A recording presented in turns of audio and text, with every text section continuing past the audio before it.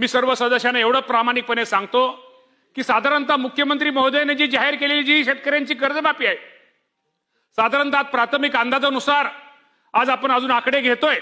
साधारणतः त्यामध्ये 56 लाख शेतकऱ्यांच्या वर आणि अजूनही 56 लाख शेतकरी आणि साधारणतः 36,585 कोटी रुपयाची रक्कम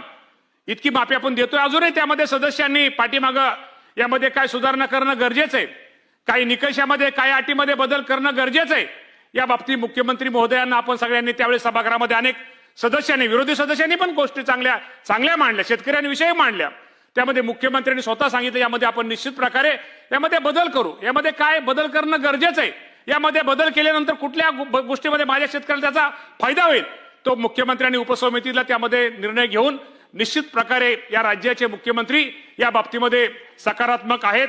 आणि आपल्याला परत तुम्ही उद्या म्हणसाल की मुख्यमंत्री म्हटले होते की 30 जून पूर्वी कर्जमाफी दिली जाईल, ही गोष्ट बरोबर आहे, उद्या 30 जून आहे, परंतु आपल्या सगळ्यांना माहिती आहे की आज आपलं हे अधिवेशन चालू आहे,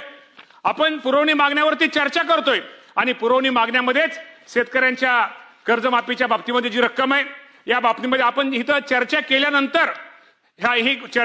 ह्याला मंजुरी दिल्यानंतर आपण राज्यपाल महोदयांच्या सहीला हे आपल्याला कर्जमाफीच्या त्यांची जी आपली योजना आहे ती त्यांच्या सही राज्यपाल महोदयांच्या सहीसाठी जाईल आणि राज्यपाल महोदयांची सही झाल्यानंतर साधारणतः 5 जुलैच्या नंतर ह्या कर्जमाफीची रक्कम ही माझ्या शेतकऱ्याच्या खात्यामध्ये अदा केली जाईल। हे पण आपल्या सगळ्या सदस्यांना, आपल्या सर्वांना या बाबतीमध्ये मी सूचित निश्चित प्रकारे करतो।